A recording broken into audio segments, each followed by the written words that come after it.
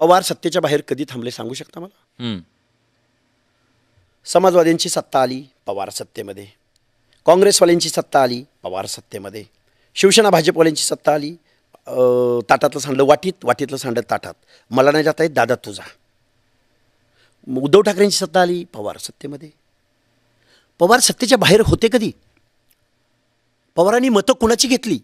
पवारांच्या राष्ट्रवादीचा एक मतदारसंघ सांगा की ज्या मतदारसंघामध्ये आमच्या ओबीसी विजयंतीचं मतदान नाही. अरे बेस वोटर आम्ही होतो ना पवारांचा. या पवारांनी काँग्रेस बरोबर बगावत करून एक मिनिट, त्यात पवारांनी तुम्हाला मंडल आयोग लागू करून दिला ना. अरे काय सांगताय विलासजी, मला एक सांगा विलासजी. हा, 9 जजेसच्या खंडपीठासमोर ताऊन सुलाकून मंडल आयोग देशभरामध्ये इम्प्लिमेंट झाला.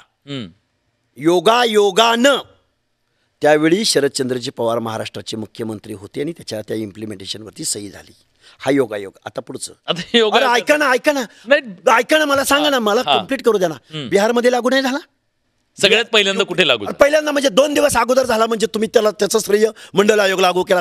श्रेय देणार नाहीत का? कशाबद्दल ते केलं? अरे कोणीही तिथं हे बघा, जर त्यांना मराठी शिव्या घालतायत तुम्ही आमच्यासाठी. साहेब, तर महाराष्ट्राचा कुठलाही मुख्यमंत्री असता तर तो काही महाराष्ट्रापुरता मी सही करत नाही असं म्हणणार होता का? देशभरामध्ये मंडल आयोग लागू झालाय ना.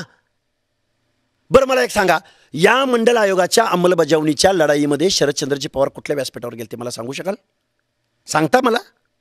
एक मिनिट सांगतो ना, सांग नंतरच नका मला. नाही मी सांगतो ना. मी सांगतो मंडल आयोग इम्प्लिमेंट झाल्यावर सांगतो मी. मला माहितीये जालन्याच्या समता परिषदेच्या छगनरावजी भुजबळांच्या, अरे त्याच्या अगोदर देशभरामध्ये रामविलास पासवान, लालू प्रसाद यादव, शरदजी यादव, महाराष्ट्रापुरता विचार करायचा झाला तर दिबा पाटील, बबनरावजी ढाकणे स्वर्गीय, शिवाजीराव बापू शेंडगे, ते जनार्दन पाटील चुनाभट्टीवाले, शब्बीरभाई अन्सारी, ही माणसं आहेत. कुठं होते पवार? कुठं होते यशवंतराव चव्हाण? सत्तेमध्ये नव्हते ते? मंडल आयोग ज्यावेळी वेळोवेळी नाकारला जात होता, 10-20 वर्ष ते भासनात गुंडाळून ठेवला होता, त्यावेळी हे सत्तेमध्ये नव्हते? यशवंतराव चव्हाण सत्तेमध्ये नव्हते? शरदचंद्रजी पवार सत्तेमध्ये नव्हते? काय म्हणणं होतं बरं त्यांचं त्यावेळी?